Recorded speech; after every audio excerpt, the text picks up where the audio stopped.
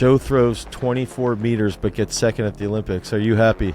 If you guys can do this, then we'll stop doing it. How do you approach analyzing someone's technique? So far outside of like what they should be trying to do that it doesn't even, to me, make sense for them to watch them. Breakdown of a week of throwing. Is there specific days that they might just do drills? Is there specific days that they drill and throw? That takes so much more out of him than lifting does, and no one will ever understand that. And you knew what you wanted. You knew you wanted to get to this point. You knew you wanted to coach an Olympic, probably an Olympic champion at some point, right? Do your actions reflect your goals? So what do you do in the fall? Tell me. Give me one example.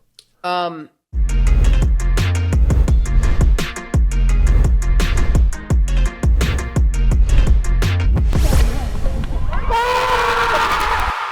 think this is going to be like the first like true actual podcast, and we have none other than Ashley Kovacs, who I think is quite possibly top 2 to 3 coaches, if not the absolute best coach in the entire world. Ashley, real quick, I wanted to give a little shout out, and I think it's so freaking cool that I was privileged enough to coach alongside of you at a throws camp like 8 years ago, and you were there and Gary Aldrich was there, and to think that you have done everything that you've done. Gary's been at the Olympics twice. It's freaking awesome to look back and be like, yo, that's like a legit throws camp if you look back at it. I feel like it was like almost literally 10 years ago, because I was thinking about that today. It was definitely either 2013 or 14. Like, it's been forever, you know, like, because you were just kind of getting going with garage strength too. And like, yeah, it seems like a lifetime ago, but yeah, that was fun. You know, like everybody was just kind of like out there doing the camp where we were at Allegheny and 300 campers and just going all day. Like, just an absolute show the entire day. Right. Exactly. So I wanted to go into first, like maybe a little bit of like you in I want to paint a picture maybe a little bit, and then I want to ask you a question about sort of like the background and maybe give me a specific memory. But I want to paint this picture that I think your presence when you're at a competition, you know, I've been around you at the Olympics, I've been around you at World Champs, I've been around you at the Olympic trials, at nationals, and like your aura and presence, I think is the best way to describe it, where you clearly have this dialed in control, and it's like confidence. I think this sounds bad, but I always feel like you're very stern with everything that you're doing. And I want to paint like, or ask the question of like, in your career as an athlete, as a thrower, is there like a specific memory that you have in high school or college? I would say more so if you could do it in high school, of a throws experience that you can remember like very specifically that had this huge impact on you from back in the day. Yeah, I mean, my gosh, there's so many, you know, from the beginning. Like, I think that my beginning to throwing was probably different than a lot of people's, because I was really heavily influenced by Judd Logan, who was a 4-time Olympian from my hometown. And so, like, I didn't really know. I knew him because his family was, like, famous in our area, like North Canton, Ohio. His dad played at Ohio State. He had a brother that played at Ohio State football. And his dad ended up playing for the Packers. Like, they had a family, like, sporting goods store in our city. So I knew, like, Judd before I knew what, like, the hammer was, before I knew what a shot put was. So, like, when I learned about that stuff, you know, like, I kind of put 2 and 2 together. But from a very early age, I was able to see Ashland Elite, which was his pro group, that would come to my high school here and there. So, like, I saw this level that, like, most people never would see from the time I was young, you know. And I think that made me realize that there was like this level and then this level and then this level and then this level.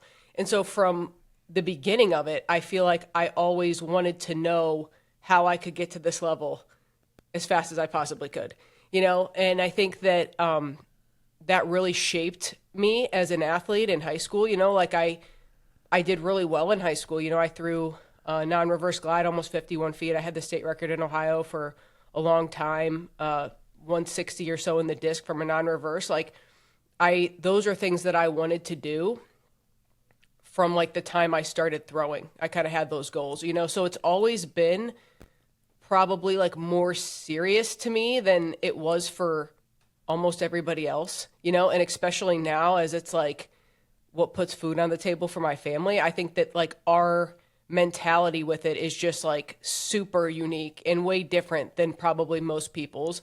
So I feel like, you know, that the energy, right, of seeing me at a championship, I can only imagine like how it is for people like to see that on the outside. But at the same time, the way that I think about it is like, and I've said this to people before, like no one would ever get to see like Ryan Day in his most vulnerable moment.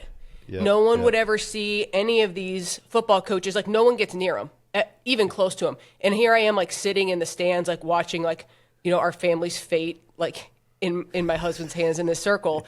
And it's a lot, you know, because the magnitude of the moment is super heavy.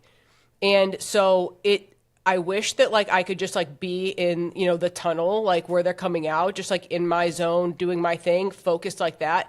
But the fact that like I'm in the stands and everybody can see me and I know people are like, you know, I know people are probably like looking at me like, what am I thinking? What am I doing? It's like, I really wish that I was just like, you know, like our space was a little bit more preserved. Even like a volleyball coach or something, like you can't hear what they say. You're not around them. Right. Like you're on the field to play. Like I'm like, even like some of my friends, they're like, why are you in the stands? I'm like, we are always in the stands. I'm always in the stands. They like can't, dude, this year, they can't get that.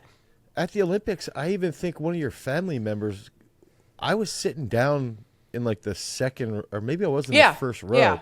Yeah. And you were to my right, and one of your family members was behind. And no offense to them, but it's like, they're like, oh, Ashley, hey. It's like, yo, you're not going to have like James Franklin's cousin be like, yo, Jamie.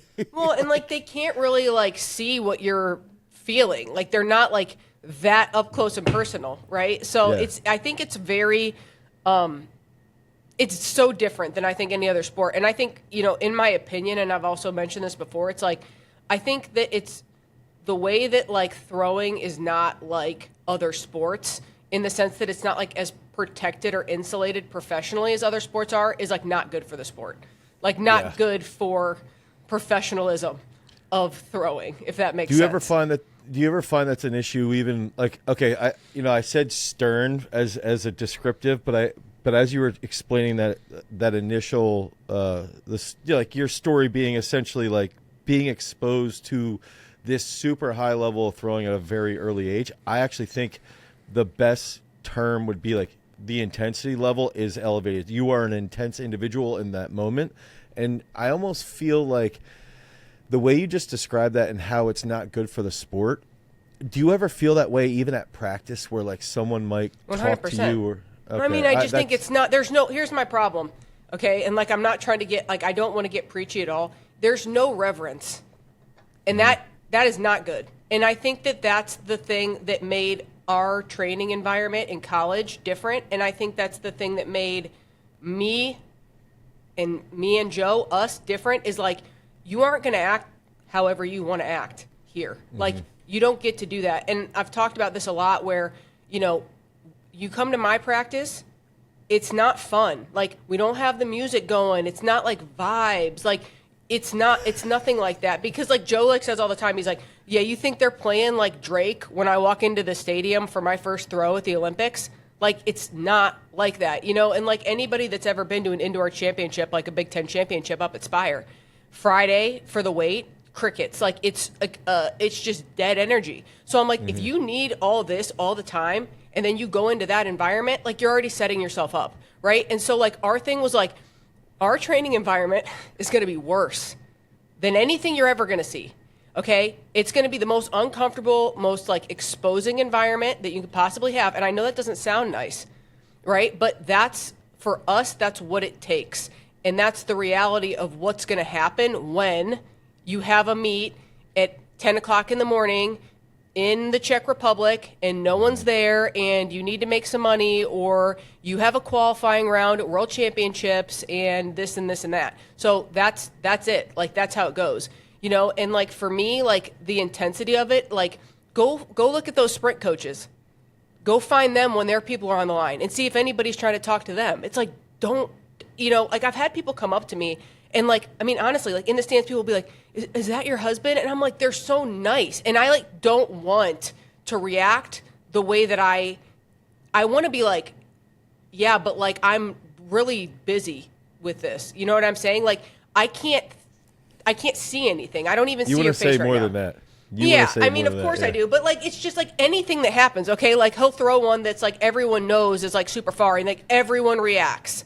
Like, I even remember you reacting. Like, I think it was trials in, like, 2020, and I know it was. Warm-up. Yeah, and I know how far it was. Like, they had TrackMan on it, whatever, and I know all that. And I know that pit pretty well. And I knew it was far. And it's like, even for me, like, I cannot let that I tried not to touch say me too much. No, I mean, I can see you, dude. Like, I know you're like, oh, my God. Like, I was like, okay. And No, I know you told me to everybody shut sees up. it. I turned no, around I and you know. were like- I probably you're like, did. I was "Shut up, probably like, Dane." Dane, bro, chill. Yeah. I'm sure I did. Right? But, like, it's just like, I can't go there. You know what I mean? Like, I can't let myself even register that. You know, I literally pretend like I don't even know what's happening. And that's why, like, if anybody sees me, they're probably like, I wonder, like, you know, this and that. It's like I have to really try to keep it contained because he sees me and he knows me and he's waiting for me to respond. Yeah. And So you can't even be, just to you look can't at be me- over there dabbing somebody up because he just had No, a for big sure. throw. I would never. Because what does it matter, right? Like, Yeah, he throws one right. out of the pit.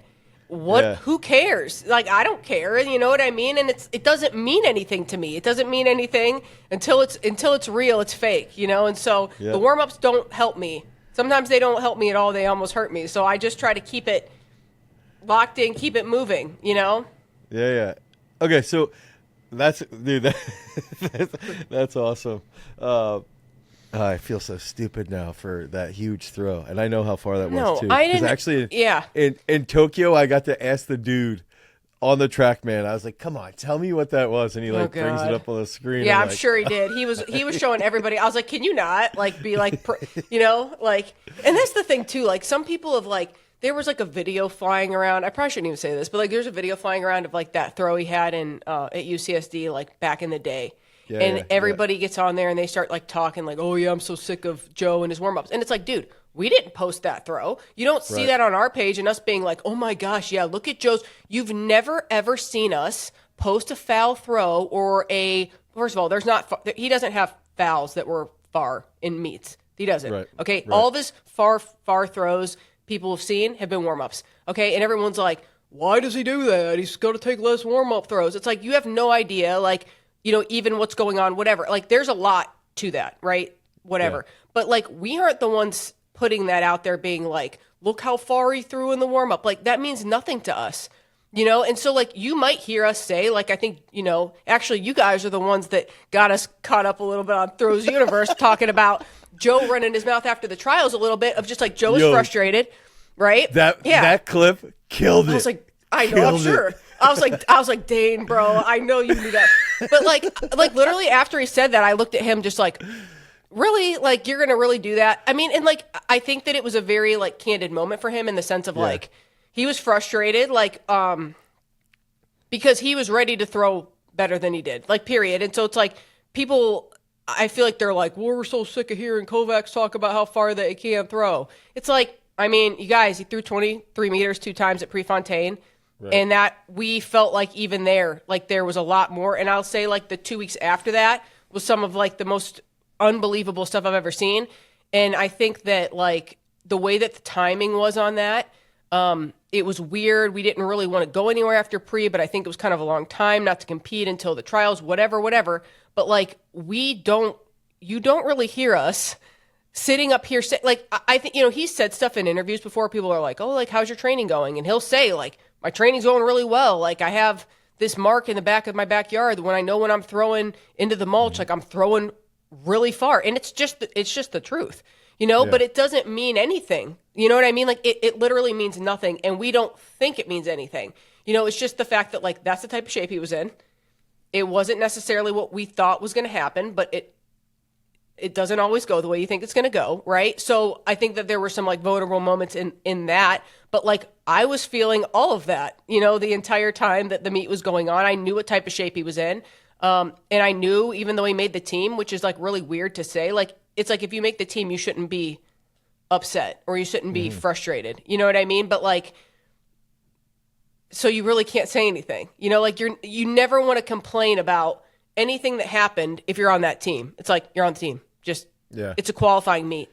You know, and like Joe said that before. He's like, one time he said to me, he's like, this isn't a track meet. It was the trials in like 21. And I was like, what? He's like, this isn't a track meet. And I was like, you better believe it's a track meet. He's like, this is a qualifying meet. Yeah. And I was just like, and in that moment, like it helped me understand for him that it was like he would rather get on the team, be on the team than try to like go outside of himself and win the meet or try to challenge the world record or whatever and put himself in a vulnerable position in the first few rounds and not make the team, if that makes sense. So it's like there's a different strategy for him at some of these meets than there are other meets, if that makes any sense. So, you know, there's just a lot to it. And like, I think that people don't understand the complexities of like what it's like to be at that level, especially being at that level under, you know, certain constraints of like a meet that is going to mean everything for the next 4 years, you know, and how that kind of changes your mentality or your approach to it. But yeah, there have been far throws. There's no doubt.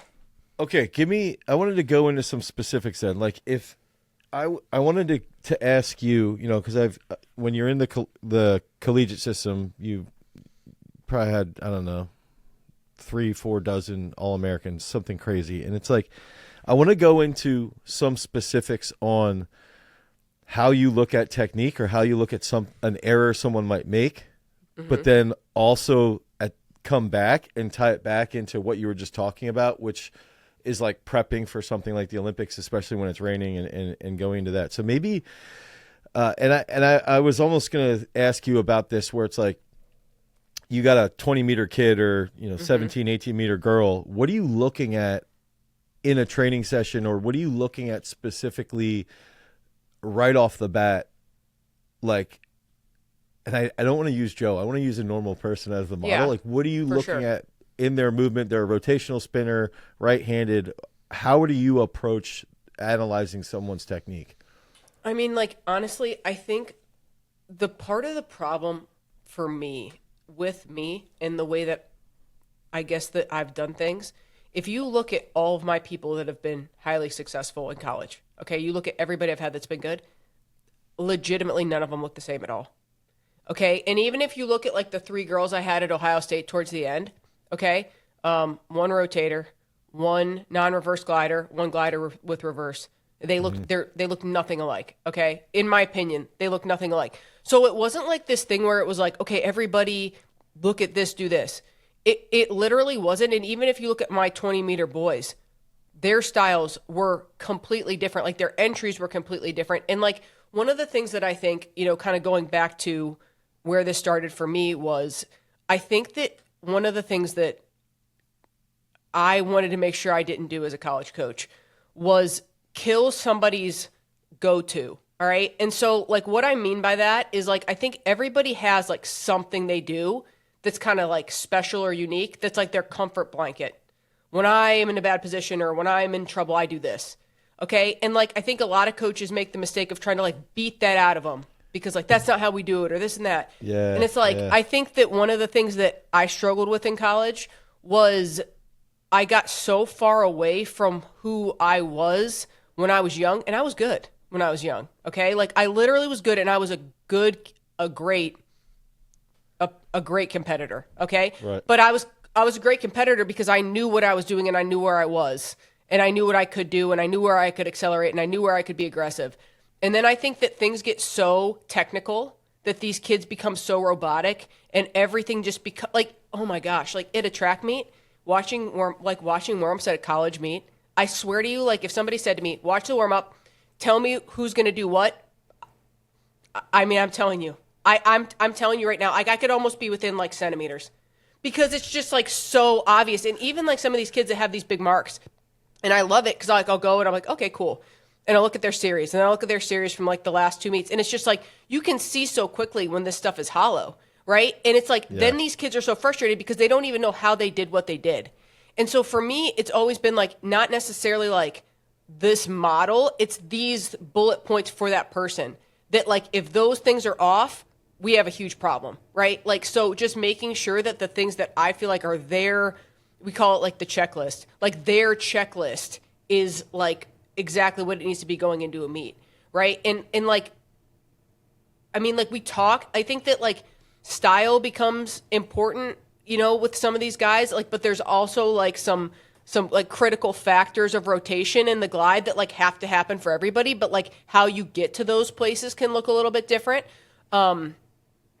Obviously, like I think, is there any consistency amongst rotators? Like, do you think like three, or I don't know what number it could be, 1 to 3 or 4 key things that is a consistent theme? It's just the style is no, is for different. sure. I mean, I'll tell you the biggest problem, like one of the biggest problems. Okay, this is just like, it's crazy because I feel like it's this whole like all these coaches get left, get left, get left, and it's like I literally did this. So we did a camp the other day, and I'm like, they were like, oh yeah, left. I'm like, okay, what does that mean? And none of them even know what it means to get left, right? So like as far as like things that need to happen, I think alignment is 100% like my number one focus of like the preseason for gliders and rotators. It doesn't matter. Like alignment. Okay, there's no stability without alignment. There's no rhythm without alignment. There's no balance without alignment, right? So it's like when these people can't prove to me that like you can consistently demonstrate appropriate structural alignment in every position, you're canceled. Like you don't get to move on. Like you're going to keep doing these drills until I think you understand where these alignment like points come from, how you get into them, how you get out of them. Okay, because like what's the point of adding movement if you don't even know how to stack yourself into these positions? Yep. Okay. So if somebody is, let's say, showing, well, so let's go into that a little bit more. So if you're saying alignment, right? What would be an example that somebody could say? Getting left always was confusing to me because I hate it. I told my coach in college, I was like, dude, like never say get left to me ever again. Because I think it's like the worst. I get it. I mean, no one gets left. Even like the pros, like when they're off, it's like, okay, I'm not getting over my, but like we got to do better than just saying that because no one even So gets what would it. you say if how do you interpret what they're trying to say? Like if you hear, you're at a college meet, how about this? You're at a college meet and you're listening to somebody say get left and you're going like, God, that dude's an idiot. Why are they saying I mean, get and left? I don't They even should be think saying, that. Like, no, I don't even think that they're not wrong. But it's like if somebody says get left and you already have trained the kid to know how to fix get left, then you're good. If the guy's just like, oh yeah, they're blowing the back and this and that, it's like, did you teach them how to not do that? Or like, what's the toolbox for? Okay, like here's how I operate: problem and then like solutions toolbox. If I don't give them the solution to a cue and a problem, then I cannot expect them to be able to fix the problem. Like that's just me being. It's just like it's not rational, right? And so it's like I feel like sometimes you go to the meets and it's like I've heard kids say before, like, "Oh, go to a meet and coach giving me all these cues I've never heard before." And it's like, yep. I mean, like you take that everything with a grain of salt, right? But it's like for me, it's like okay. Here's another good example. Okay, when I've had national champions, okay, so before the meet, even Big Ten champions, whatever it is, it's like, hey, we're going into this meet. Before the meet, last practice at home, I say, these are the 3 things that I am going to watch for. If you do this, I'm going to say this. If you do that, I'm going to say this. If you do this, this is what I'm going to say. And so they know, like, these are the things I'm going to say, and these are the fixes I'm going to give, and they've already known all through the week that, like, that's what you can expect, okay? So, like, a good example would be like this. I have an athlete at Ohio State, first time ever going to NCAAs, okay? 2 fouls, one's right sector on the line, one's left sector on the line. Okay, if you do this, if you do that, I'm going to move you, and then I'm going to do this. Already knew what I was going to do if. So it already mentally prepared for like if this then. It's like a flow chart. Did some stuff. Yeah. So then goes, moves them, wins the meet. And it's like, okay, like because I didn't give you anything that you weren't already expecting. Even like for me, it was like even just showing them like, see this still frame. And like I'm we don't really do we weren't like video coaching them in training, but like sometimes just like a frame, like see when you're like this, and then another picture of them doing it right. See when you're like that. So if you do this, I'm going to say this cue to get you to do that. So that when they're thinking about it, they can see what I'm trying to say. Don't you think this goes back to, though? So I made this argument of, it goes back to what you said in the beginning of like expectations in your training group, even Right. how you said reverence, right? Right.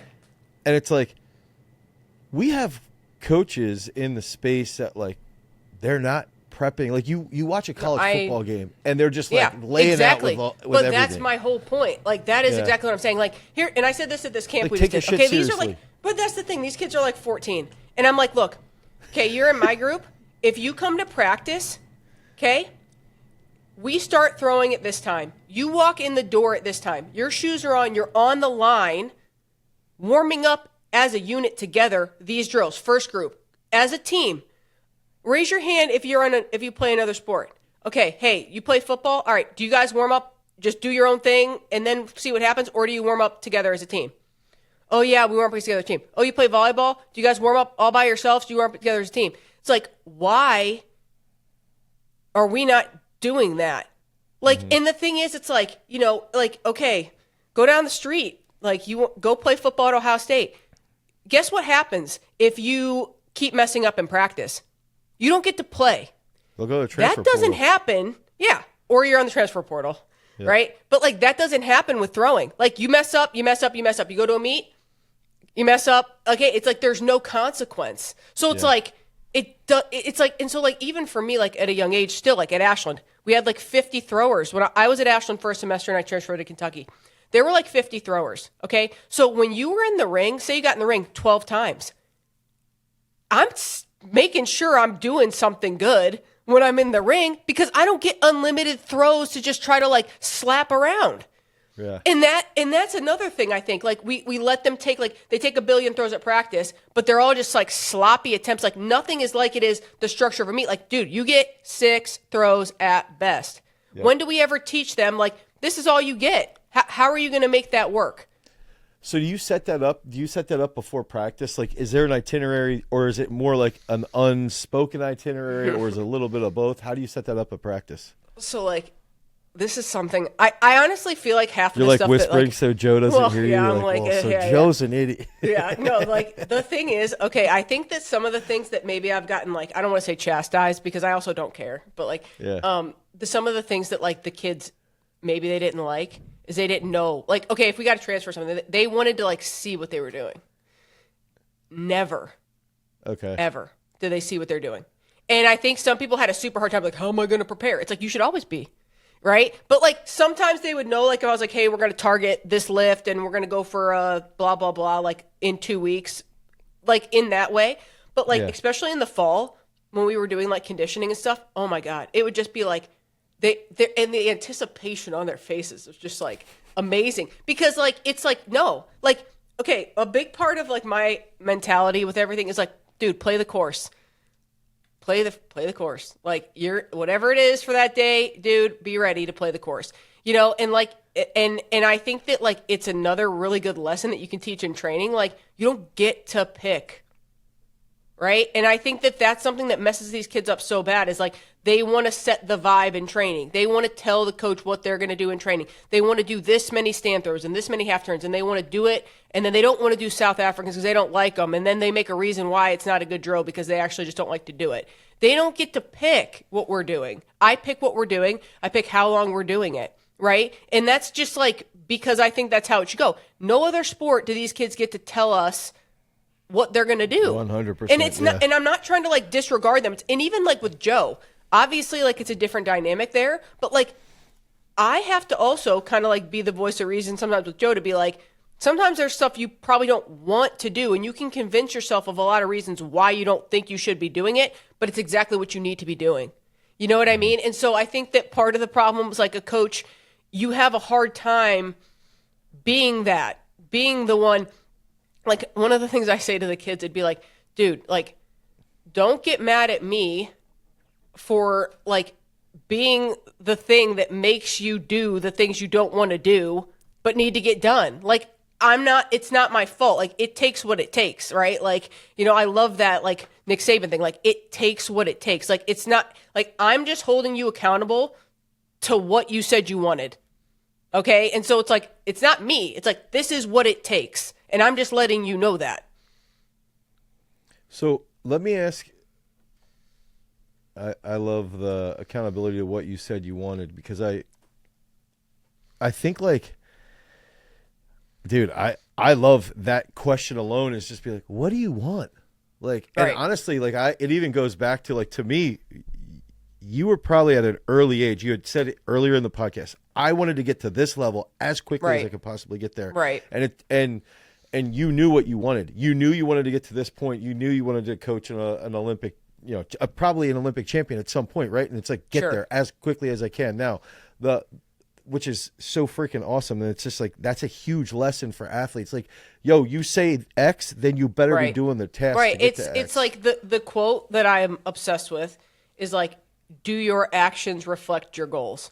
Yep. It's that simple. And like, for me, like, I'd say this to the kids all the time. I'd be like, if I picked, like, say I had a kid that I thought was doing everything right. Okay. And I'm like, if I have a little computer and it's not creepy and I can, like, log in and see what you're doing at 6:00 when you're eating dinner, what time you're going to bed, is it 3:00 in the morning? Are you on High Street? Like, or are you sleeping? Like, do your actions reflect your goals? And like, if I could see you, it wouldn't make you nervous because you're doing the right thing. So it's, for me, it's like about being above reproach with the whole thing. It's almost like this, and I don't mean this to sound bad, but like, there's almost like an arrogance about it. Like, well, I wouldn't do that. Like, why would you think that I would be out, like, catching beers with my friends, at 3:00 in the morning when I'm training tomorrow? Like, that's stupid. Like, what do you think this is? It's like, okay, well, you want to be a national champion. It shouldn't even be a question. I shouldn't even be, like, wondering what you're doing. Like, I know what you're doing. You know what I mean? And it's just like, especially like if you think about what we're doing, like around here with like Joe and how competitive this thing is right now. It's like, okay, we have life stuff that's happening that is something that already is like kind of putting us at a predisposition behind other people. Like, nobody else has 2-year-old twins that are like, coughing all night or up or this and that. Like, that's already one thing. So it's like, obviously, like, we're not going to do anything to put ourselves in even a worse position than that, right? Like, we're not going to be, like, drinking wine all night or staying out late or watching Netflix till 3:00 in the morning. Like, you just have to do what you have to do to get what you want to get done, And I think that, like, somebody has to be accountable for that. So when you're saying, like, somebody comes in, don't get mad at me for giving you something that you need to do to get to where you want to be.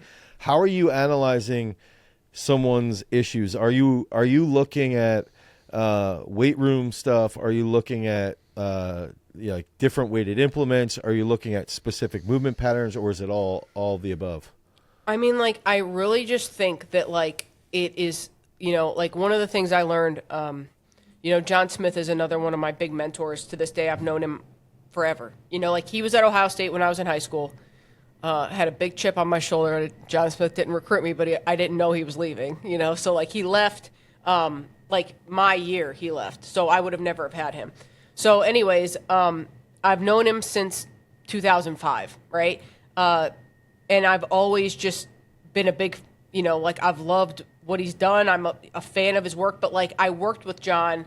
I was a graduate assistant at Murray State after college, and I would go to Southern Illinois, like, twice a week. And I was training still, so I was, like, in his system for a few years. So I got to actually, like, do it, and one of the things that John talks about all the time is the recipe and the recipe. And so the recipe is, like, you're basically, like, finding out the lifts, the ball sets, the whatever for that person.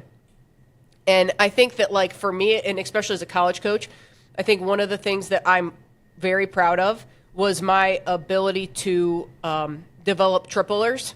Some of my best females, all of my people did two things. The girls, the boys sometimes were different, but the women all did more than one event at a high level. I, like, had some people that were like when I had Jessica Ramsey at Western Kentucky, she was one of the only people that made NCAAs in all three events. and and she just learned the hammer in like a year. So it was like finding, like practice wise, how many days this event, how many days that event, how many throws, like how much volume, how much weight room, this and that. It's like, and I think that the reason that I've had a hard time with like coaching, like virtually kind of, is because I just like cannot do one thing with, it's not like, to me, it's so much not a one size fits all thing. And I think that like I'm learning kind of like with really young athletes, like high school kids and stuff, like there's this process, like Art Venegas called the meat grinder. Everybody's kind of got to go through these steps. And I 100% agree with that. Right. But when you're in college, I think that you still have to do the meat grinder thing for the fundamentals for sure. But I think that like to really get the most out of people, it is very like, even like the way you talk to them and communicate with them, like people would say to me too, like I had, like my best group, the 3 girls I had at Ohio State my last year there, it was like the way that my coaching style with all 3 of them was completely different. And it just had to be because, I mean, they were all 3 very different, So it's like when people ask me like these things, it's like I think that the biggest common denominator was like the reverence for training, the discipline, and then like no excuses. Like, no excuses. Like, I don't want to hear it. We don't, like, no one cares why. You know what I mean? And, like, I think that's another thing I've really tried to stress. We did that coaches convention in Estonia, and I even said that to a group of coaches. I'm like, no one, like, oh, man, Kovacs just had twins. Like, I bet he's really tired. And, dude, no one cares at all if he's not sleeping. No one cares at all that he didn't get to do the things he wanted to do because he had to help me with them and this and that. Like, you have to do what you have to do to get it done, And I think that, like, that's a hard lesson to learn, but it's a life lesson just in the sense of, like, it doesn't, like, the circumstances of it don't matter. Like, like people, you want to blame your coach or you want to blame this or that or this. It's like, it takes what it takes and it is what it is. It's funny. It made me think about that stuff's so good. And I remember Joe, after the twins were born, competed at that indoors. Remember the Oh, indoors yeah. in Well, Albuquerque? yeah. I was like, why is this happening? And he was like, I mean, like, it, and I mean, honestly, like, it was just an opportunity to kind of like, like make some money. It's a financial thing at some point. You know what I mean? And he was not in shape to go at all. I'm like, you're not even throwing. Like, and honestly, like, he's not the type of guy that, like, sometimes during the year, like, we laugh about this. It's not funny. There is a point every single year where I'm like, well, there it is. That's that. I'll be like, you couldn't win Big Tens right now. Like, I'll say that to him like once a year, and he's just like, oh, I don't know what you want me to do. I'm lifting so heavy. And it's true. Like, it's just like what he's doing in the weight room is just so dumb that it's like, it's a wonder he can't even walk half the time. But he's like, how could you expect me to do anything? I'm like, well, you definitely can't do anything. So it's like every year there's a point where it's just like the worst thing I've ever seen in my life. I wanted to tell you because you had posted that rain video and you had said like this is why Joe was able to come back in round 6. And I remember during the meet thinking legitimately, I was thinking Joe threw at that U.S. indoors and looked bad. But then I want to say through like he had one throw that was like 21 something that got I think he got second or might have won. I don't remember that. That was the only time he's ever even done USA indoors, I think, since like 2013. He's only thrown indoor like I mean seasons like 3 in 12 years. I actually was sitting there thinking that comp being tired, beaten down with the twins just being born, set him up to win. Like I was like, yo, I won't be surprised if Joe comes out on this 6th throw and goes 23. Like I just, and I think that those scenarios and putting yourself in those scenarios in training, like how you had mentioned, you're laughing like Joe couldn't win Big Tens, but he's still able to navigate the mental aspect of like, yo, sometimes in training I'm gonna throw like trash, but it doesn't determine where I'll be in 3 months or wherever it is. Yeah, because and I of think the that's perseverance. like, but that's the thing. Like honestly, like if you see what we would do in the fall, they would because for me, like I say, there's a point of the year where it's like. So what do you do in the fall? Tell me. Give me one example. Oh my gosh. This is like if you like polled my ex-athletes, like their favorite thing. Now this is like before I start. Wait, Yeah, before yeah. I got regulated, you know what I'm saying? Like when I just had keys to the castle, like before like things were going like, okay, yeah. Like I mean, but it was so awesome. Like and Yeah. they are so there's so much pride that they carry around for this. But it's just like okay, like it's general prep. Yeah. Okay, like it's general prep. So like I mean like, pushing, pulling, things like that. But like, I really learned this stuff. Like Judd Logan was big with that. And like the fall, it was all like it was a game, like I love it from a team building perspective. Okay. And then there'd be like incentive. It'd be like, okay, well, guess what? We have 6 groups. The first 2 groups that finish this next thing are done. So then they're all Yeah. going nuts, and everything would be like dependent upon like a partner. Like it wasn't just and that's the thing, like it gets to be this whole individual thing and like whatever. So it's like the only time of the year where it's like we're all kind of like this common goal. And honestly, like the thing about it, the way that I like kind of think about it in my head is like, like I don't know if this is a bad example, but like people like, okay, a substitute teacher comes in and the kids are just like, oh, we're going to tear you apart. Like, you're dead. Like, you know what I mean? Like we're going to be bad and you're not going to be able to do anything and it's going to be unruly and like, we'll see what happens in here. And then so the teacher's like got a kind of a decision. Like you're either going to like put your foot down and they're going to hate you or you're going to just let them walk all over you, right? And so in the beginning for me, it's like almost like this them versus me type of deal. You know what I mean? Not in like a And you're negative like way, but it's saying just the like boundary basically. well, it's just like, okay, well, like if you guys can do this, then we'll stop doing it. Like if you're good at it and you're in shape, like you came to me and you did stuff over the summer, you did what I told you to do, and we're fit, this will last for 4 weeks.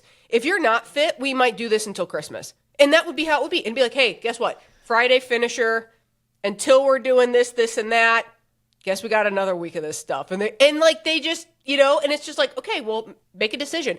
And so it's like that like dig down type of thing that I feel like we've lost so much of, with the throwing stuff. Like, I just think it's so boring to throw and lift all year, right? And so, like, it was in the fall, like, honestly, we didn't touch a barbell for a long time, And, like, honestly, a lot of the stuff that I was doing with general prep would be, like, I was really big on, like, functional weakness and, like, they do an FMS or something like that where we'd be like, we already know, like, where they're all going to be weak functionally and trying to build in a bunch of, like, accessory work that I could do, like, in some sort of, like, a game format or whatever to, like, strengthen their functional weaknesses, but, like, make it not like we're just going in there and we're doing like reverse hypers and we're doing external rotate, like make it into something that was engaging and I don't want to say fun because I don't know that it was, but it was fun in a very unfun way in the moment. But like, I think it's a gut check, like for me, it was like kind of like building resilience and kind of like seeing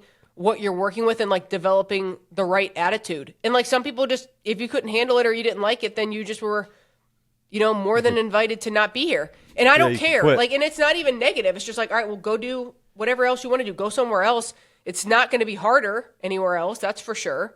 Right. But yeah.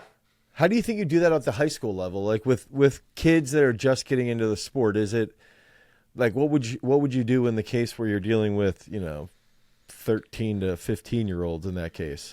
I love young athletes that play a lot of sports and get that team building from like, I don't think that there's many things that you can do like as a young guy. And obviously I can't speak to this as well as like, I never played football, but like, I just think that like that culture of like, we're all in this together. We're all like the way that guys talk about like 2-a-days, right? This like rite of passage, Yep. You know what I'm saying? And it's like, how do we make that? Cause I love that. I think that that's like, where I'm from, so I'm from North Canton. Like Canton is where the Pro Football Hall of Fame is. Like football culture is huge there, and like the mentality of like athletics in general, I think was very formed from that, right? So like for me, like in some ways, I feel like I was always kind of jealous of like that. I always thought that was so cool. Like man, they're just out because like I would lift in the field. Like I was the only one that was like allowed to lift in their field house. They were This is the thing. I think that like a lot of times like women that were the only one around a bunch of dudes have these experiences where it's like they were mean to me or I've always felt very respected by the dudes I've been around even since I was in high school because I think they knew I was working and they just respected me and we were cool, you know? And even like when I was a college coach, I think I had this like, you know, I think I prefer a chip on my shoulder. I think it just like is kind of like a motivational thing for me and always has been. But I never really felt like the men around me were like, oh, here's that woman, whatever. I mean, they probably were, right? But like I didn't feel that way. I felt like it was pretty respectful. And I respected them. And like I think that like for me, I always felt like I had to really just like prove that I knew what I was doing, you know? And I just tried to make sure I was doing that through performance. Like it's scoreboard. This is track and field. Like there's a tape measure. Like it doesn't matter. It's like so clear. Tape measure. It's very simple, you know? And so being around those guys and seeing like I'd be lifting in the middle of the day and they'd be coming in from their first practice, getting lunch and going back out there. And it's like, what thrower is ever doing something like that hard? Right. Right. And so I just think that like really a physical challenge, you know, is like really good. I mean, and like even like some of the things that we're hearing now about like the way that you build resilience and like strengthen your body by like doing things that you do not want to do. Like if somebody's not forcing you to do that, you're probably not going to do it, especially when you're young and you don't even know your limits. So like that was another thing I think is just like me helping them realize you might think your limit is right here, dude, but I think it's you don't even see it. Yeah. And I think that is so powerful. Like one of the things that I like to say is like the most powerful thing that you can do as a coach is show somebody that they can do a lot more than they think that they can. You know, like you thought you could only do this. I think you can do more. And then proving to them that you were right about them is like, there's nothing that beats that. Even from a perspective of like a drill, like you didn't think you could get into that position or you didn't think you could do that this way. And then you do, like, that's powerful.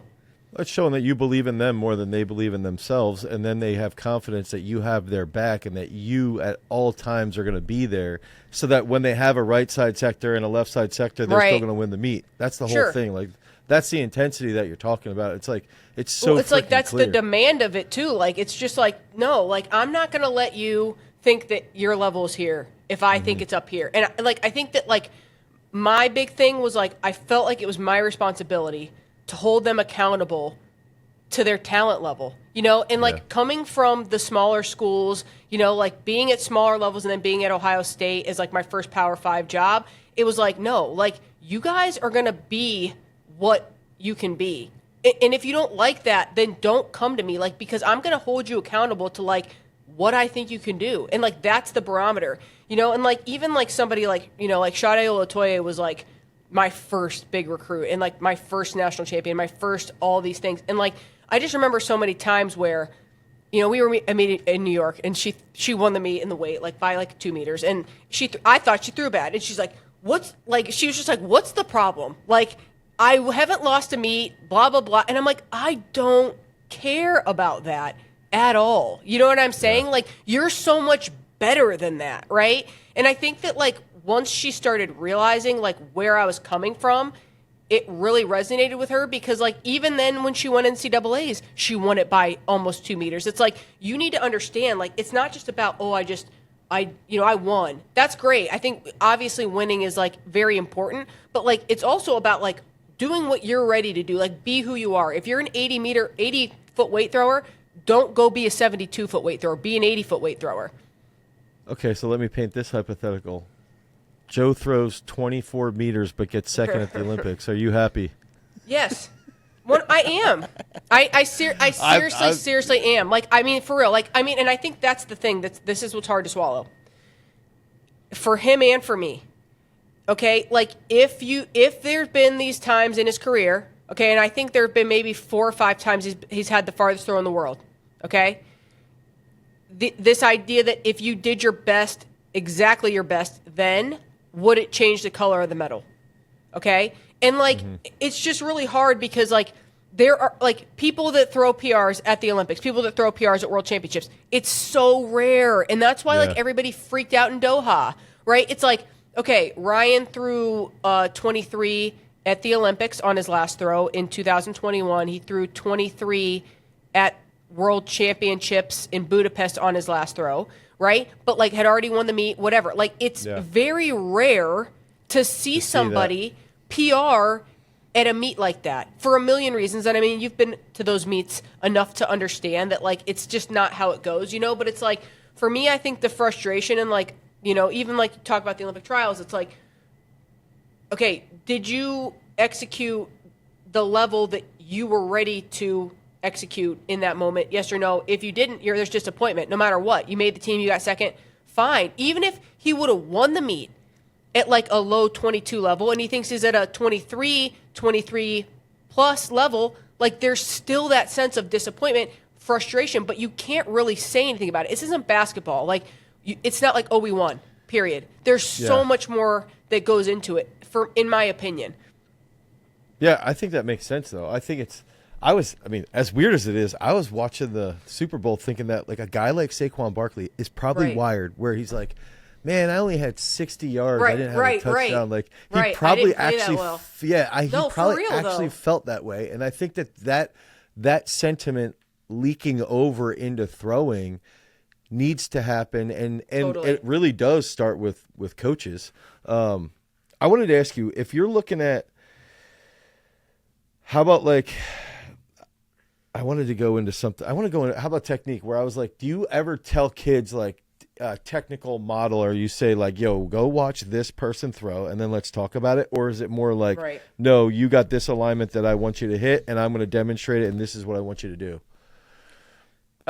Yeah, I think one of our big deals, and like Joe's really big on this, was like for them to not watch other people. You know, I think that one of the things that's that we talk about a lot, because obviously, like, Joe's somebody that people look at, right? Mm-hmm. It's like when we watch people give a technical analysis of what he's doing, we're like, at throwsuniversity.com, make sure you're giving me that watch time on YouTube.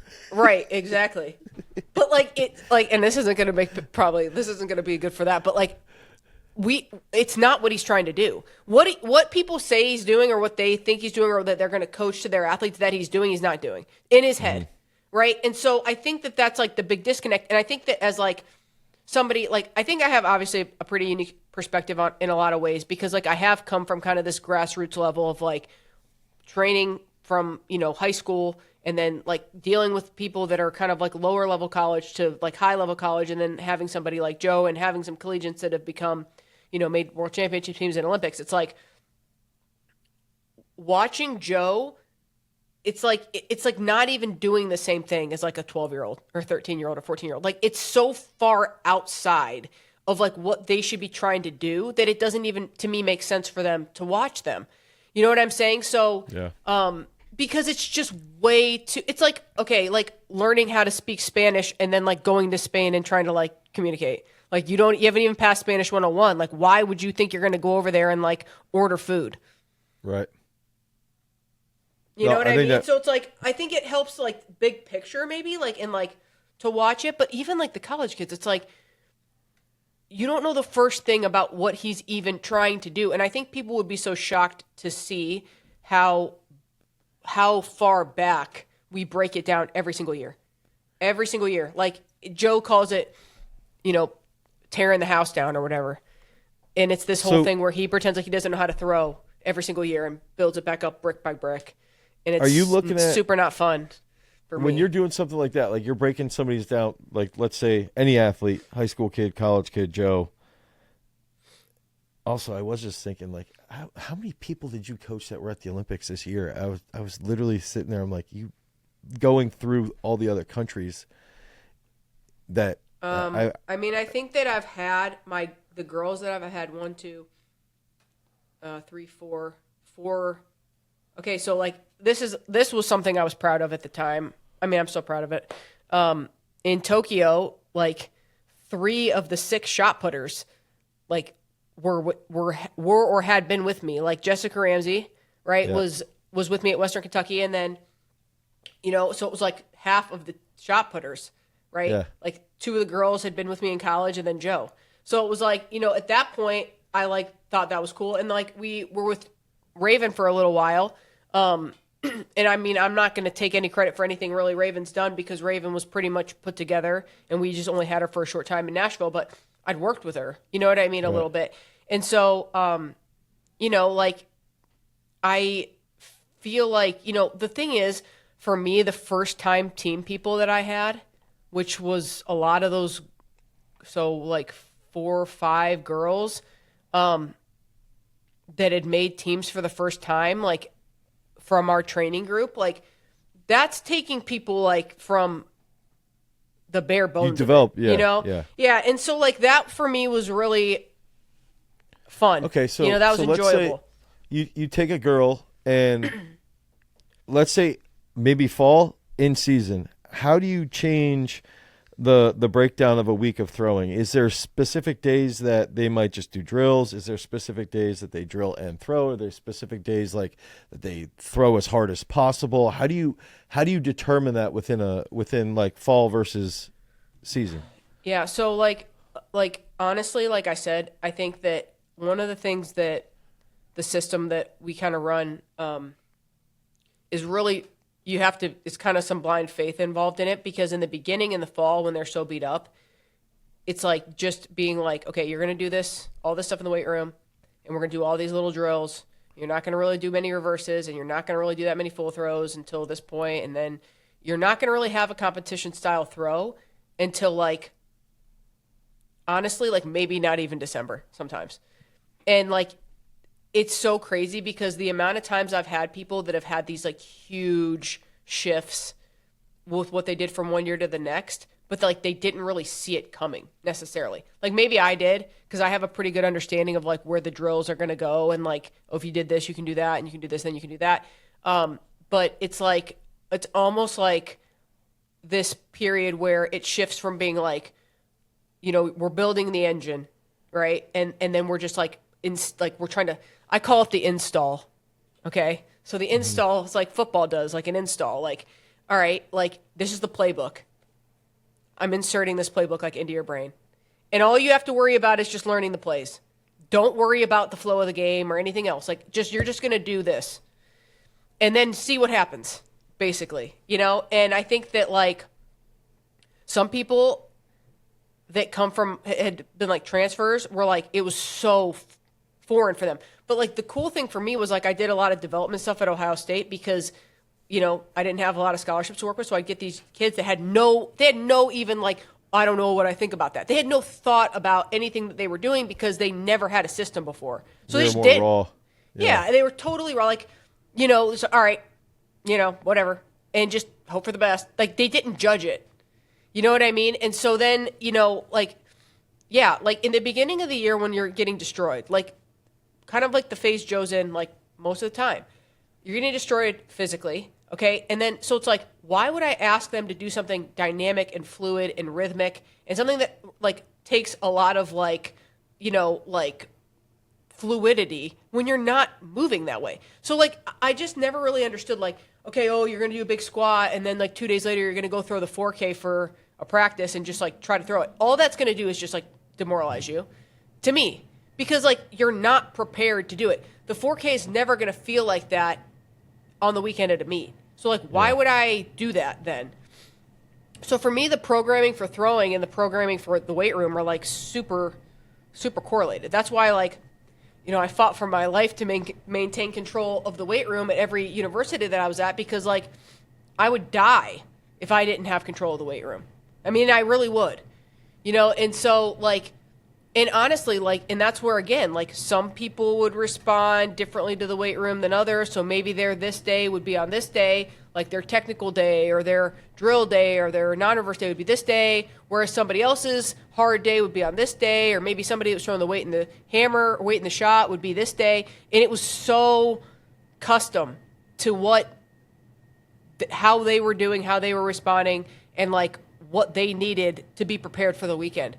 You know what I mean? So like, yeah, there's definitely days that it was like, I call them like a workout day. It would be like a volume workout day where it's like, we're going to throw these balls, this many reps, and like there's going to be some coaching, but it's not going to be like super intensive detail. And then there'd be some days where like they'd be technical days, and whether it be into a net or it'd be into the field, like it was more talking more coaching, more this here, that there, where they're already moving kind of like robotically anyways because they're destroyed physically. So like I'm going to break it down and you don't need to be in a position to have that much rhythm and coordination to fire because I'm not going to ask you to fire when you're not ready to fire. And then there'd be days like a pre-meet day or like a stim day or whatever during the season where it's like, I'm going to talk to you the way I'm going to talk to you in a meet. And this is how it's going to go. And this is the demand, and this is that. And, like, so you're training that behavior. This is how many throws you get. I'll tell you when you can get in the ring. That whole deal. I think it's funny because it's like,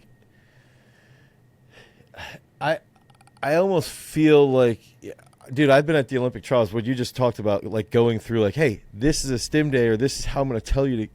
Dude, I've been at the Olympic trials where I've heard athletes go to coaches and be like, how many stands do you think I should take? And it goes back to actually what you just brought up like earlier where you're like, yo, you know exactly what we're going to be doing. Like, why are you even asking that question without that? I mean, and like, pre-plan? honestly, like for me too, it's like, you know, like I try to base what I'm doing off of like the information I'm getting, right? So it's like if you go into a meet where you know, like, okay, we're going to warm up outside the stadium and then we're going to go inside and we're going to have a time limit.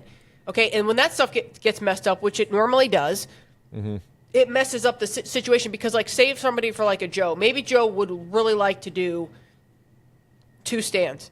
But, like, if we only have 4 throws, you ain't doing 2 stands, right? And so it's like, you, again, play the course. All right, hey, if we get in there and it's time, we're going to do this, this, and that. If we get in there and it's 4 throws, we're going to do this, this, and that. Yep. Period. Like, already on the front end, we're already going to talk that out, right? And so, like, if this happens, that happens. If this happens, we do this, and that's kind of like how we function. And like, luckily, like for somebody like Joe, who's been around the block so many times, like he's seen it all, you know, and he can adjust to that stuff like on the fly. But like for a young kid that's never really been in a pressure situation, like they're holding on to anything that they can for comfort, right? So anything that you're doing that takes away the one thing they thought that they could count on really messes with them. So you got to like shake them up a little bit in practice. So they're used to being shaken up. Yeah, yep. Right. It's funny because I one thing I remember vividly about Joe is like, dude, Budapest always, I like being in the after the rain delay, being in that, was a toughie. that in the gym. Yeah. I was sitting there and I'm like, why is no one looking at Joe right now? Like he's laying in the corner, got the towel over, trying to relax, and like half the field's bullshitting, and I'm like, dude, I know. Like, what are you guys doing? Like, I know. It's like a direct lesson from the one of the greatest guys. Like, yo, you better be focused and calm the hell down and stop bullshitting with everybody and be dialed in because they might bring the meet back up in the next 10 minutes. Yeah, and that was the thing that meet was so crazy because like it was so annoying because like we had this.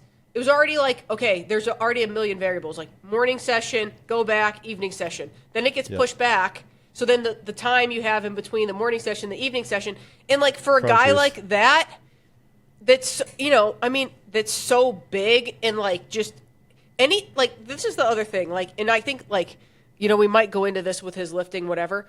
Like the way he throws is so full fire when he's moving. That takes so much more out of him than lifting does, and no one will ever understand that. So, like, there's no way he could be throwing hard and lifting how we lift half the year. Like, it's just not, it's not possible. Like, he doesn't have the reserves for that. Like John Smith calls him like a polar bear. Like, he doesn't, like, he's not, like Joe was like the other day, the kids had something on with like a lion, then he sleeps 20 hours a day, and Joe's like, can you believe a lion sleeps 20 hours a day? Like, that's like Joe. Like his thing, like, oh yeah, you don't want to know why I'm not eating salad. Like lions don't eat salad. I'm like, dude, please, you know, like, but that's how he like sees himself in this sense of like, I'm not going to do it unless I have to, but when I have to, I will, you know, like, and so like, you know, for him, it's like, I really have to pick and choose when I'm going to make him do something that's going to take a lot of gusto because it's such a big neurological hit when he moves dynamically because he's so powerful and big and strong that it just hits him so hard. So like it's a really delicate balance in the season, like when he's still lifting heavy and he's throwing, because like sometimes if it's like a little bit greedy on the lift and then we do a little bit too hard of throwing and then it's going to put him down for like longer than I thought. So I'm always like really like, managing that. And that's the thing. Like, it's like, you want to be like, oh yeah, like I would love to see a macro cycle from Joe. It's like, well, yeah, so would I. Like they don't exist because in my, like I have a skeleton, but like the way I have to adjust so much because of how he is and who he is, like it seems like, it almost seems like I'm not, to me, sometimes it makes me feel like I'm not, it's not like, but I can't count on anything because he's not the same. If he's throwing in, let's say if he's throwing, how many different implement weights has he thrown in his career? Like how many that you've coached him? Like how many different? Like what do you mean? Like how many different balls? A 16, an 18, a 19, 20, anything like that? Yeah. So every ball. What would you say is the lightest? I mean, I guess that my question is, does he feel more gassed after, let's say, throwing a 20? It doesn't matter. It doesn't matter. Yeah, dude, it doesn't matter. Like anything that he throws as hard as he can is gonna tase him. And honestly, like it's more a combination of the weight room and it's like lifting plus. Mm-hmm. So, sometimes like I'll think he's like he'll show like some signs of, we have metrics, we have, some like, whoop or this or that. And it's like, fine, heart rate variability, this and that. It honestly, the way that he can just go straight south is just, I've never seen anything like it. So a funny story, not funny, but a story, right? So, okay. So whatever he did, the almost 900 pounds for 4 squat at Ohio State. Yeah. All right. So when the you're one like that was on Sports Illustrated. Like, yeah, that like, picture's no, sick. Yeah. Oh, dude, because I was, yeah. Okay. So here's how it goes. So he the squats one that at Ohio State didn't want you filming, and then they used for content themselves. No comment. So anyway, no comment. So anyway, so he squats at 700 for 10 over COVID, and like he still to this day gets irritated at me talking about any of this stuff because he's like, I wasn't throwing. He wasn't throwing. Okay, like just to be perfectly transparent, like, and if like yeah, maybe he was doing stand throws like once every 3 weeks. Like he wasn't throwing over COVID. Really, he wasn't. Okay, especially when he was doing some of this stunt stuff he was pulling. So the one day, like, I was just like telling him, like, we don't know what's going to happen. We don't know what we're going to do. Like, let's just, and there were so many factors. We didn't know what was going to happen. We only had so much weight in our house at that point because, like, we didn't really know COVID was happening. We only had the weight that we had because he mainly was lifting at school anyways. So we were just like, I was like, let's just, like, stay in volume, some hypertrophy, and just like use it for fitness kind of too. And that's the thing for me, like hypertrophy stuff. It's like, if you could see the way that Joe's breathing after he finishes like a set of 8 on anything, it's like people think like, oh, why are you doing all that volume? Your throw's only going to take a second. It's like, that's fine and all, but like there's a lot more going on than just that for me with him. Okay. Cause like high risk, low risk, running stadiums, doing sprints with him, high risk. I don't care. Like he's so big and he's so strong. I'm not saying it's wrong to do. But for him, it is. It's just not, it doesn't fit with him. Yeah. Okay. The same way it would with like an 18-year-old boy that's 230 pounds that, was a fullback. And it's like he's a different animal now. Okay. So anyway, so I'm like, okay, whatever. So he's like, he's squatting. He did a set of 10, I think a few weeks before that, like 580, 600, something. And he's like, I think I can squat like something crazy for 10. This is just casual. We're like sitting on the couch. I'm like, really? Like what? Yeah, I think I can do 700. I was like, why do you think that? Like I haven't even seen you put 600 pounds on your back like in 6 months. Like, why would you think you could just, yeah, I think I'm in shape to do that. So basically, and I'm like, he's like, let's just go down and do it.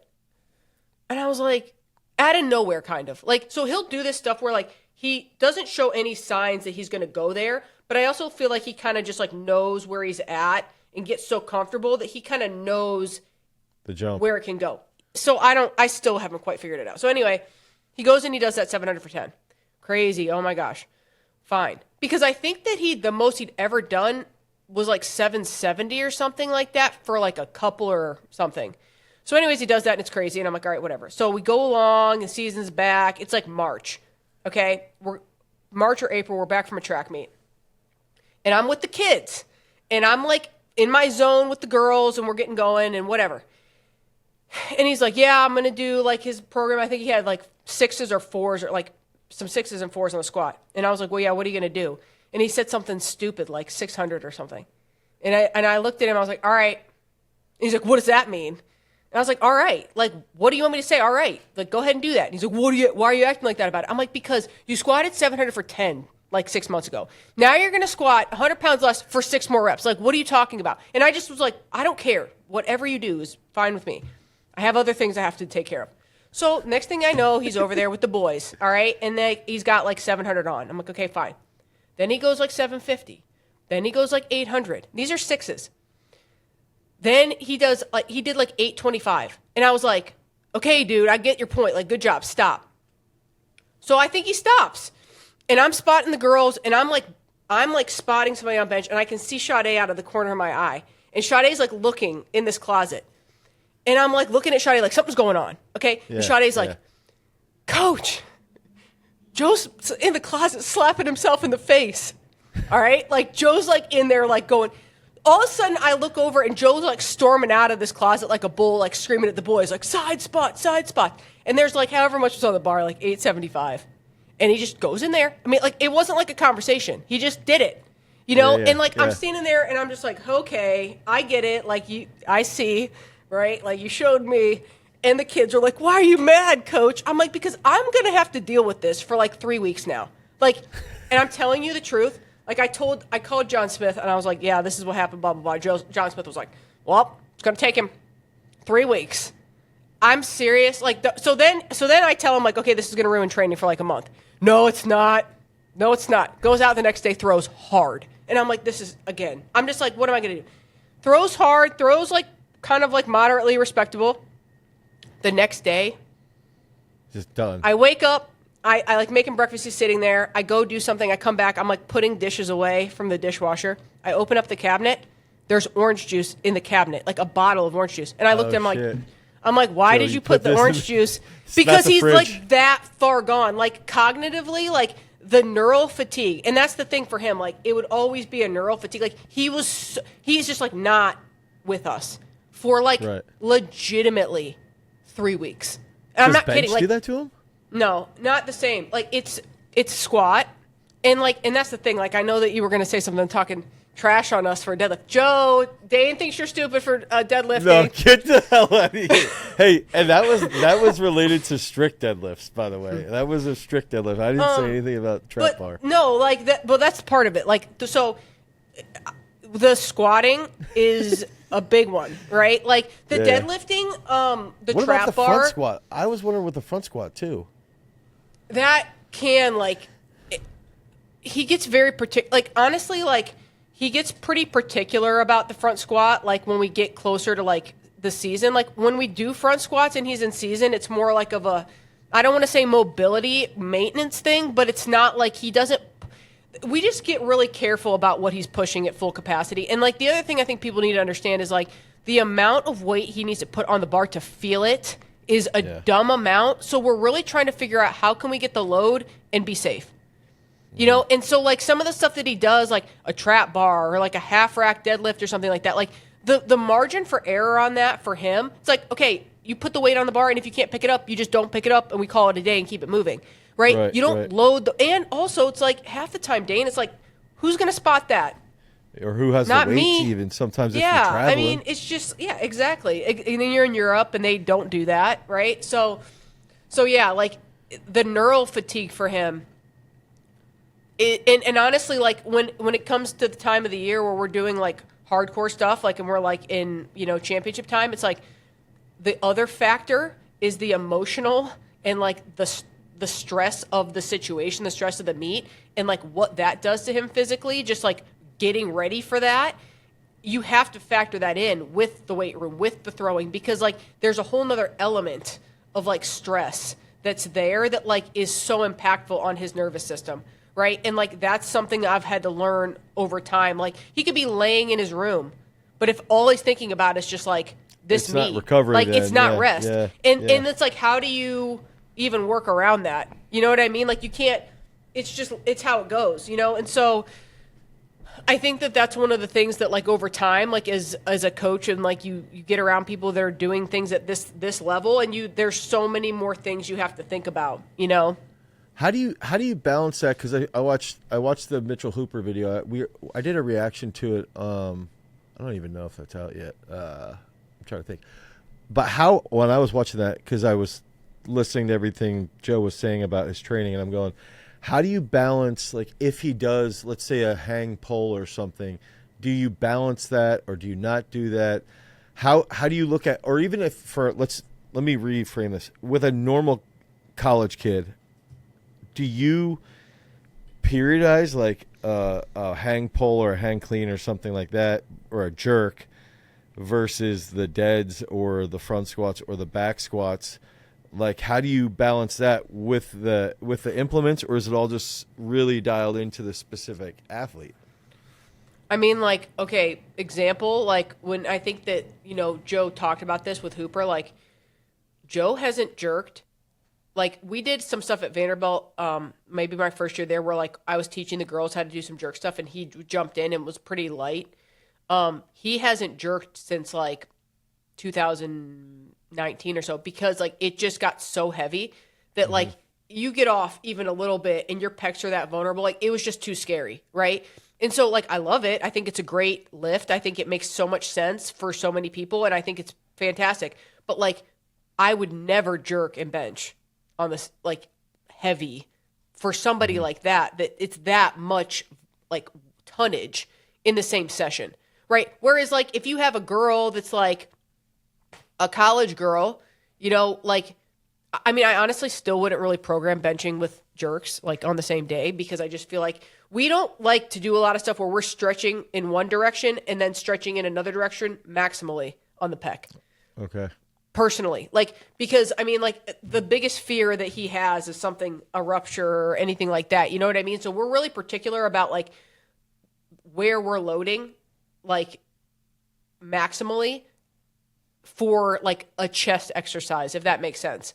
Yeah. Right. So it's like, so say for example, like we would do like a normal bench, and then we would do like an incline, but you wouldn't push the incline like the same way you're pushing. Like, it wouldn't be the primary focus of the day, if that makes sense. You'd use it more as like an auxiliary or like a volume thing than you would as like a, and like we're just like more sensitive about that because his load levels are so high. You know what I mean? And so a lot of the stuff we do, I don't want to say, it's like we don't really, I think people think sometimes like what he's doing is like reckless, and I promise you it's really not. Like, in terms of like, it's very calculated, what he's doing and how much he's doing and this and that. And there's just some things that like I would do with like a normal person that he just couldn't do it. He's just too strong, And like, I think that's like the biggest thing I can say. To get a hit from a front squat, or to get a hit from a back squat, or to get a hit in the bench, like what he has to put on the bar is just like outrageous. You know what I mean? And so it's not like a normal person that could just load up the bar with like 400, 500 pounds on a squat and like really get something out of that. Like, that doesn't even touch him. You know what I mean? When you say like, I guess explain, when you say he's getting a hit, do you see like, okay, he gets this stimulus and maybe it takes him 3-4 days to recover, but then on the back end of that, there might be some jump in his throw. Like, how can you explain that? So I think that like, for me, I think the weight room is a tool to like, I don't want to say regulate the CNS or to stimulate the CNS, but like kind of to manage the CNS. Okay. And like, I think that a lot of the lifting we do, like, the intent is like what's happening from like a hormonal release perspective, right? Like, what's going on in your body when you push, right? After you push, like, what, like, Joe, like, literally will say sometimes when he's lifting heavy that he can like feel like his body, like, I know that was like a big, like, that took something from me. And I think that some people that have done stuff like at that level where you've really like gone outside yourself and you've done something that you haven't done before, it's like a new level, you can kind of feel that that's changing something cellular like in your body. I don't know if you can ever like think of a lift or anything you've done where you're just like, dude, I tapped in like crazy, hard. Yeah. You know what I mean? And I don't know how to explain that. You know, another thing like with the college girls, like the safety squatting, like half field squats, whatever, there's a lot going on, when you do that. And so I think that like you can't do that all the time. You can't do that with every lift. Some people are better at doing that with some lifts than other lifts. You know what I mean? You don't get that from a snatch. Mm-hmm. You don't. I just don't think so. I think it has to be a power movement. I've really only seen, or like, I really only feel like the lower body, like maybe a big deadlift and then squatting, that in my opinion. And I think a lot of it has to do with the way you're loading the spine, and I don't think people think about that as much as we should either. I think for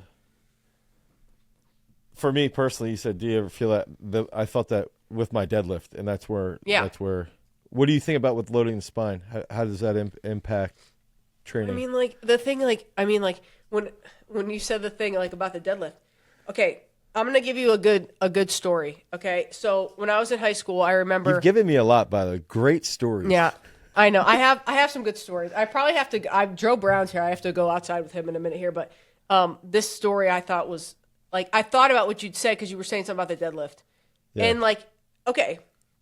So I remember I was on this quest for 50 feet, and so my junior year I threw 48, and my senior year I was like, I'm breaking the state record, I'm throwing 50 feet, I'm going to be number one in the country, all these things.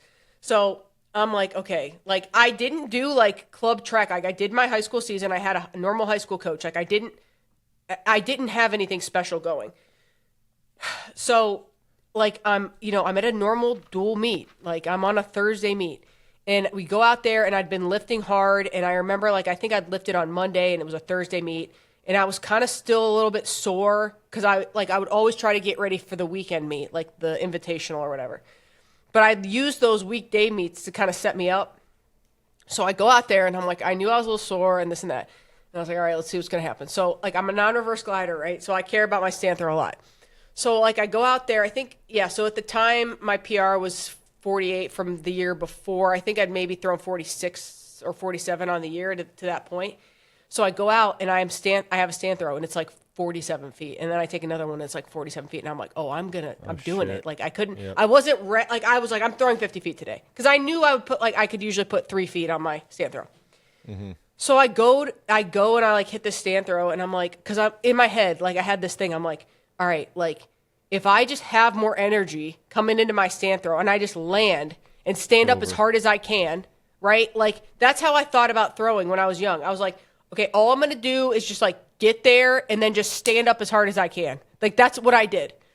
Okay. And so it's like, it got me thinking about like the deadlift. It's like for like a really young athlete, it's like, yeah, the deadlift is important. Like, you're never going to have more flexion in your knees than you do, even if you're doing a high handle trap bar deadlift.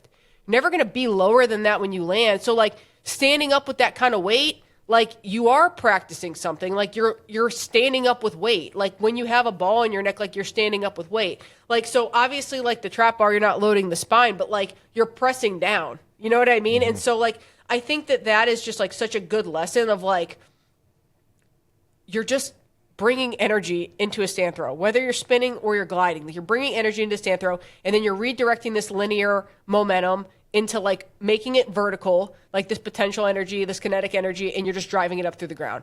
And the change of direction, like the capture and then the change of direction, whatever. But like long story short on that, so 47-foot stand throw, and then I threw 47 from a glide, and I was so mad, But like honestly, like what I think that taught me was like I was not as coordinated as I normally was in my full throw because I was still like I hadn't recovered out. I was still sore, And so like that's like one of the things too. Like when you're fatigued, like even if a normal person is tired, right? Like you don't think as quick, you don't move as swiftly, like you're not as sharp.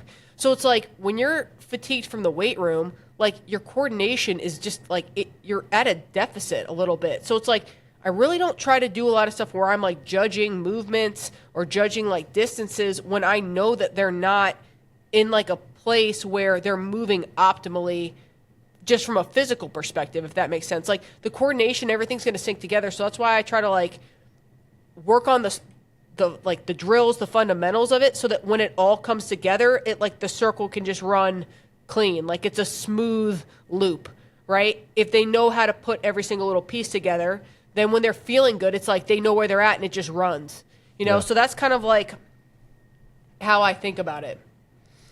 Okay, I want to ask you one more thing before we go, because Okay. you got to go coach another Olympian. You brought up earlier in the podcast comfort movement and not coaching that out of specific athletes, and trying to say, like, that's one thing that you see as a pretty consistent mistake probably with college coaches, is like making it too technical and coaching that comfort out of them. What would be something that would be like a comfort cue or comfort movement that Joe does that, maybe initially you wanted to coach out of him, but now is something that he can really rely on and maybe even an example could be from this past Olympics, where it's like, maybe he's not throwing well, but we know this comfort cue or movement is there. Is there anything specific? So I think, obviously, Joe was already a world champion before, I ever started working with him. He was world champion in 2015, second in Rio in 2016, second in London in 2017, and then he came to Columbus after that. And so, there were a lot of things that Joe did really well that, why would anybody, technically, from a technical perspective, even in my opinion, having, not had a relationship with him at all, I, loved the way he threw, right? And so, there are a lot of things that Joe did, and, even, I showed this in Estonia, I pulled up a video when he was at Penn State and he threw 2085. Mm-hmm. There are so many things that he did in that video that are, trademark things that he still does now before he ever worked with That was Art. at Big Tens? Okay? Yeah. Yeah, that's and I like that. Yeah, and honestly, Joe's told me that Joe has told me that when he was in college, he had thrown 22 meters several times, but had no idea how he could ever stay in the ring to do it. So one of our things that we talk about, Joe talks about this a lot, so he has this thing. He says, "I'm going to blow one out," and that doesn't mean I'm going to blow out of the ring. It means I'm going to over fire on this to see where I'm at. I don't know if that makes sense, but basically what it means is it's you go kind of full throttle to kind of get your bearings. Mm-hmm. You know how race cars warm up their tires or whatever, and they kind of and they kind of fire out. So sometimes he does that to more. And it gives him awareness. Okay, so sometimes he's done this, and it's these oh my god, I think that UCSD meet, people talk about that meet. It was really far. I don't know exactly how far it was. Super far. Could he have saved that throw in real life? I don't know. If you ask me that just from I'm analyzing this throw, that was a warm-up throw. Do I think he could have saved that throw? I think it would have been probably kind of tough, but do I think he could ever save that throw with moving, adjusting a few things? Yes. So for me, it's if you've ever made a ball go however far you made it go, you can make it go that far. Yeah. Okay? And so then it's the coach's responsibility to figure out how to make it happen in the confines of the ring, right? And so maybe there's something you're doing when you're blowing out of a throw, you're 5-10 feet out of the ring, that you could never do that same thing and stay in. Right. Then maybe you need to readjust your expectations. But a lot of the time, for us and with my college kids, it's I want to just see the ball go first, and then we'll figure it out. So that idea of go push it, right? I think that we get away from that. And one of the things that we say too, and this isn't to be negative, I go to so many meets, even sometimes with professionals, you're not throwing. The ball is reacting off of your body. You're not capturing and accelerating and throwing the ball. It's just kind of coming off of your body. And you see that, I guess, with young kids, that they're literally not throwing, right? Mm-hmm. Because they don't know how to throw yet. But it's for us, throwing is this capture and then acceleration, and you are catapulting, you are throwing the ball. You're right. Launching the ball, essentially, right? So I think that for me, whenever I see a kid and I see something that I think they do really, really well, I want to keep that involved in whatever I do with them next. So I think a good example of this was I had Jessica Ramsey. And see, I had to learn some stuff kind of quick when I was young, because so I got Jessica Ramsey. I had 3 semesters with her, and you get somebody, and I'm at Western Kentucky. I'm trying to, keep it moving, get a bigger job, whatever. It's I don't have that much time. She didn't have that much time to get it popping. So it was what can I do right now to get this going right now, right? And so like some of the stuff that she did, I didn't like, but I knew if I changed it, it was going to kind of like bring her level down and she wasn't going to be able to be explosive or as It helped her powerful. feeling. Yeah. Right. Yeah. So it's like, I'm not going to take everything from you, even if I want to. And it's like, I think that as coaches, sometimes we have to like humble ourselves to like, Yep. and it's not like, it's like, if you want to be tough, do it a different way then. You know what I mean? There's plenty of opportunities. But like for me, it's like, she was, a glider with reverse. She came in, she'd thrown like 15 meters. She threw almost 1760 in 3 semesters. But like I tried to make sure that the things I thought she did really well and that made her comfortable, made her a good competitor, I kept those in, right? So that she felt like she still knew where she was and who she was as a thrower. And I just think that like, and for everybody, it's different. So it's like, if you see a kid throwing for the first time, you're like, oh my gosh, like I love, like Joe Brown, for example, there's some stuff that I see that he does that I'm like, no matter what I do, I want to let him keep doing this. Yeah, he has a hit on it, and sometimes it's hard to tell what it is that he's doing, but it's like he's got a feeling, and you don't want to pull. And that's so where much you off. ask questions, right? Like you have to, like I really like so the whole needs analysis thing. I take that super seriously when I first start working with somebody. Like asking them questions about what do you think about when you do this, or like when I show you this frame or this still frame of you in this position, like how did you get there? And listen. And like let them explain to you. And so it's like they might be halfway there with it and be like, oh, I like that. I love how you do this. The way I think about getting there is like we think about doing this. You think about doing that. Like maybe if you thought about this a little bit more but still did your thing, let them use their own words. Like it doesn't matter. Like it doesn't need to be. What I think is important is like you say what you're going to say. You let them put it in their words and then you use their words back to them. Do you ever think, I don't know if you've ever felt this. Do you ever feel like there's like this continuum? Because I feel like there's like this continuum where cues have to be really easy when you work with kids in high school. Totally. And then how you just described, you start to work with kids and you have your cues, they have their cues, but they've already had a career. And now you're like, it gets like very, very nitty gritty. Sure. Then you work with them for so long that the cues like travel back to like totally stupidity, like, exactly. like dumbed down cues 100%. because you're on a good wavelength with one another. Exactly. So it makes it so easy to just be like, no, you're not doing what the very basics. Well, and like I think that's the thing too. Like I always say to people, like when me and Joe get going, we've been around each other with it so much now. Like our jargon is so specific that like if we were talking, like nobody would know what we were talking about because like it's so like dialed weird, in. Abstract, like our verbiage. Unless you're like in our like system, you probably don't even know like what we're saying. But it's not like it's that sophisticated. It's just like we've made it this, like hanging from armpits, this position, that position. It's like one time Joe was in Croatia and like Valerie was helping, like she was sending me videos and I was like, say this and that to him. And she's like, after the meet, she said something like, yeah, like your cues was so funny or like whatever. It's like, yeah. And I'm sure she has those too. Like you just get so related. Like, it's so dialed in with somebody that's just like, but like, I do think that like giving them ownership of some of these cues is like very powerful on a lot of different levels. All right, Ashley, thank you so much for doing this. And I'm going to probably pester you and beg you to do another one. Thanks for being on. I definitely appreciate it. Throwvacs.com. Yeah. Right? Yes. Throwvacs.com. Yeah. Follow Ashley and Joe on Instagram. Head over to their website. Also, you can go to Throws University, but go to their website. And they can go to both, Yeah. You guys can go to more than one website. All right. Thanks, Ashley. Thanks, Dane.